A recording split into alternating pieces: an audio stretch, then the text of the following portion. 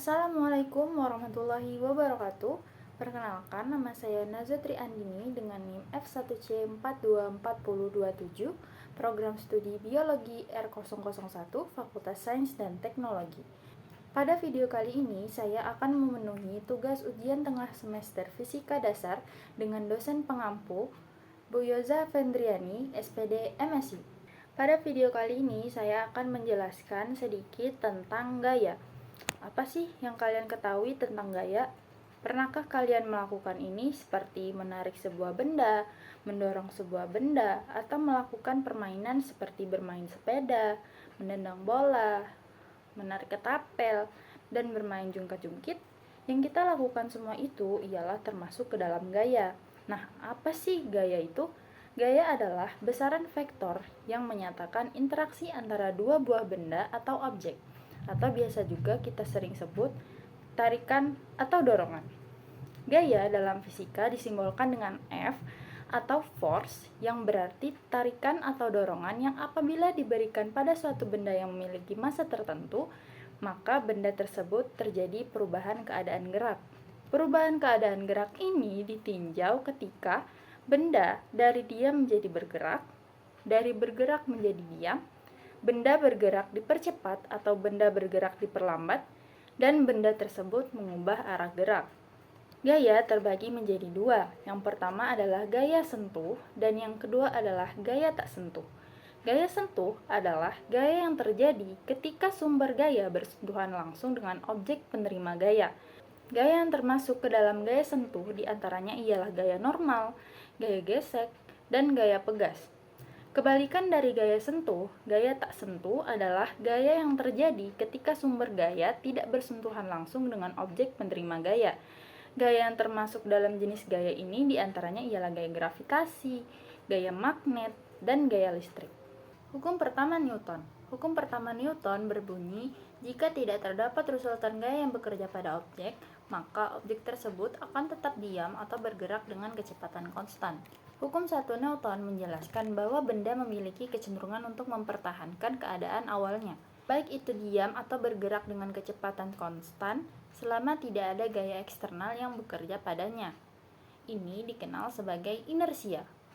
Misalnya, jika kita mendorong sebuah buku di atas meja dan kemudian melepaskannya, buku itu akan berhenti setelah beberapa saat karena gaya gesekan dari meja tersebut. Namun, tanpa gaya gesekan, buku tersebut akan terus bergerak dengan kecepatan konstan. Contoh lainnya adalah ketika sebuah mobil melaju tiba-tiba berhenti, penumpang di dalamnya akan terdorong ke depan karena tubuh mereka ingin mempertahankan gerakan sebelumnya. Persamaan hukum pertama Newton ini ialah sigma F sama dengan 0. Gaya yang mula-mula diam akan tetap diam, maka percepatannya adalah sama dengan 0. Yang kedua adalah hukum kedua Newton. Hukum kedua Newton berbunyi, jika terdapat resultan gaya yang bekerja pada suatu objek, maka terdapat percepatan pada objek tersebut. Hukum kedua Newton menyatakan percepatan suatu benda tergantung pada besar gaya yang diberikan dan massanya. Jika gaya yang lebih besar diberikan pada benda dengan massa tetap, percepatan tersebut akan meningkat. Namun, jika massa benda bertambah, maka percepatannya akan menurun untuk gaya yang sama. Jadi, percepatan sebuah benda berubah sebanding dengan gaya total yang bekerja padanya dan berbanding terbalik dengan massanya. Maka, persamaan dari hukum kedua Newton ini ialah sigma F tidak sama dengan 0. Maka, sigma F sama dengan massa dikali percepatan. Contoh hukum kedua Newton ini ialah ketika kita mendorong dua kotak dengan gaya yang sama, tetapi salah satunya memiliki massa yang lebih besar, kotak yang lebih berat akan memiliki percepatan yang lebih kecil. Contoh yang kedua ialah saat kita menendang bola sepak, bola tersebut akan melaju cepat karena massa bola lebih kecil dari gaya yang kita berikan. Yang terakhir adalah hukum ketiga Newton. Hukum ketiga Newton ini sering disebut juga sebagai hukum aksi-reaksi. Hukum ketiga Newton berbunyi, jika suatu objek mengerjakan gaya pada objek yang kedua, maka objek yang kedua secara simultan mengerjakan gaya dengan besar sama, namun berlawanan arah pada objek pertama. Hukum ketiga Newton menjelaskan bahwa gaya selalu muncul berpasangan. Ketika suatu benda memberikan gaya pada benda lain, benda tersebut akan menerima gaya yang sama besar tetapi berlawanan arah dari benda lain. Dengan kata lain, setiap kita mendorong atau menarik sesuatu, itu juga memberikan dorongan atau tarikan yang sama besar ke arah yang berlawanan pada kita. Contoh lainnya ialah ketika roket meluncur, gas yang dipancarkan ke bawah menghasilkan gaya reaksi ke atas yang mendorong roket naik. Persamaan dari hukum ketiga Newton ialah F aksi sama dengan min F reaksi. Jenis-jenis gaya, yang pertama adalah gaya normal, yang kedua adalah gaya berat, yang ketiga adalah gaya gravitasi, dan keempat adalah gaya tegangan tali, dan yang kelima adalah gaya gesek. Gaya gesek ini akan saya jelaskan secara rinci pada slide selanjutnya. Yang pertama adalah gaya normal. Gaya normal adalah gaya yang diberikan oleh permukaan tempat benda berada untuk menyeimbangkan gaya berat. Gaya ini bekerja tegak lurus terhadap permukaan kontak benda. Jika benda berada di permukaan datar dan tanpa pengaruh gaya lain, maka besarnya gaya normal sama dengan gaya berat benda. Lihat pada gambar bahwa gaya normal ini dia bekerja tegak lurus terhadap permukaan kontak benda. Gaya berat adalah gaya yang bekerja pada benda karena pengaruh gravitasi bumi. Berat adalah besar dari gaya gravitasi yang bekerja pada massa M dekat dengan permukaan bumi.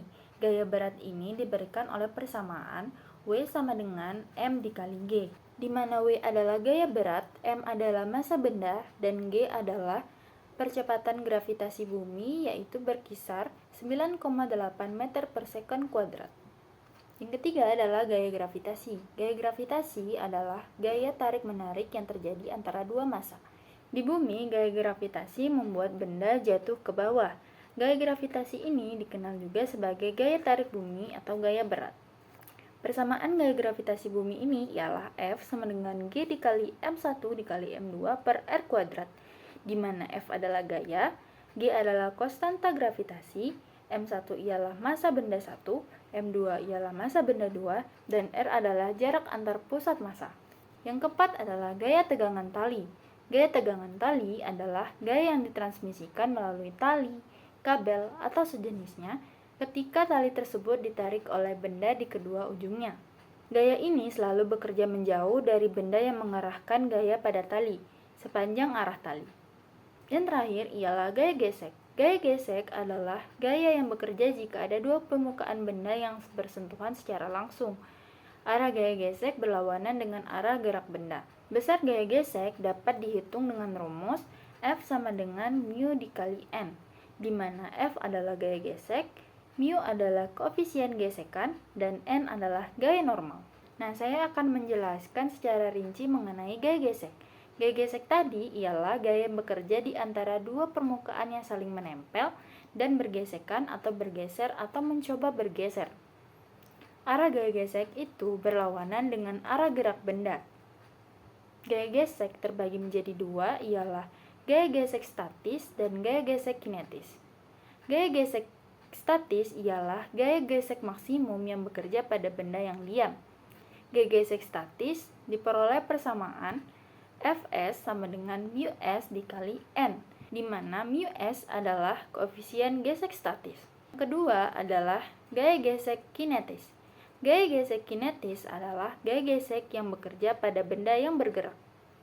Persamaan gaya gesek kinetis ialah Fk sama dengan μk dikali N, di mana μk ialah koefisien gesek kinetis. Nah, untuk menentukan bahwa benda tersebut mengalami gaya gesek atau tidak ialah kita ketahui dulu keadaan benda tersebut. Kalau dia diam, maka F kurang dari gaya gesek maksimumnya. Maka gaya gesekan atau F geseknya yang bekerja ditentukan oleh hukum pertama Newton atau sigma F sama dengan 0. Yang kedua ialah jika benda tersebut bergerak, maka F atau gayanya lebih besar dari gaya gesek maksimumnya, atau F lebih besar dari Fs.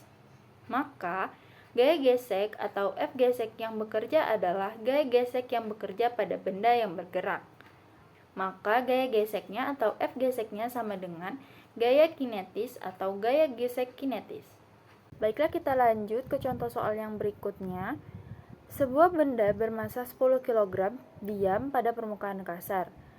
Diketahui koefisien gesek benda dengan lantai mu S sama dengan 0,4 dan mu K sama dengan 0,2. Benda ditarik dengan gaya F. Tentukan gaya gesek yang bekerja pada benda jika besar F antara lain A F sama dengan 30 Newton, B F sama dengan 39,2 Newton, dan C F sama dengan 50 Newton. Pada soal dipinta, tentukan gaya gesek yang bekerja pada benda jika benda F-nya itu ada 30 Newton, 39,2 Newton, dan 50 Newton. Sebelumnya kita harus menentukan dulu apa yang ada diketahui di dalam soal. Yang bisa kita tentukan itu yang pertama M-nya atau masanya. Masanya 10 kg sudah dalam bentuk kilogram satuan SI.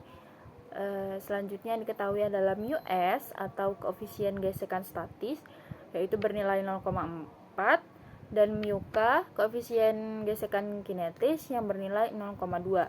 Selanjutnya kita bandingkan dengan F maksimum. F maksimum sama dengan Fs, di mana Fs sama dengan rumusnya mu S dikali N atau gaya normal. Dan selanjutnya kita harus menentukan gaya normalnya terlebih dahulu untuk menentukan Fs-nya. Untuk menentukan gaya normal kita tinjau dulu dari garis Y atau garis vertikal.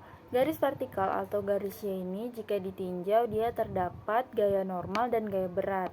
Maka rumusnya adalah sigma F Y sama dengan 0. Sigma F Y ini adalah N dikurang N sama dengan 0.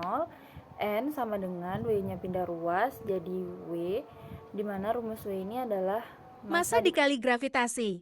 Dan didapatkan gaya normalnya yaitu 10 dikali 9,8. Selanjutnya baru kita bisa menentukan Fs-nya. Fs-nya sama dengan mu S dikali N, dimana mu S-nya tadi kita ketahui 0,4 dikali 9,8 Newton, kita dapat dari gaya normal yang tadi kita cari. Setelah itu dikalikan dapatlah hasilnya 39,2 Newton. Baru kita cari untuk menentukan gaya gesek yang bekerja pada benda yang besarnya F tadi. Nah, yang pertama F-nya adalah 30 Newton. Dimasukkanlah rumusnya F sama dengan 30 Newton, F kurang dari Fs-nya. Tadi kan Fs-nya kan 39,2 Newton. Nah, karena dia kurang dari Fs-nya atau F maksimumnya, maka benda tersebut akan tetap diam karena dia tidak mencapai Fs maksimumnya. Yang kedua adalah F sama dengan 39,2 Newton. F sama dengan Fs, benda tetap diam karena dia belum melebihi gaya gesekan statisnya, gaya gesekan statis maksimumnya. Jadi walaupun benda tersebut sudah mencapai maksimumnya, tapi dia belum melebihi gaya gesek maksimumnya, maka benda tersebut akan tetap diam. Dan yang terakhir yang diminta adalah F sama dengan 50 Newton. Nah, gaya F-nya ini lebih besar dari Fs-nya, dia telah melewati gaya gesek statis maksimumnya, maka benda tersebut akan bergerak. Jadi FK-nya sama dengan 0,2 dikali 98 Newton. 0,2 diketahui dari soal, 98 Newton didapat dari yang kita cari tadi, gaya normal tadi, dan dapatkanlah FK-nya atau gaya gesek kinetisnya adalah 19,6 Newton.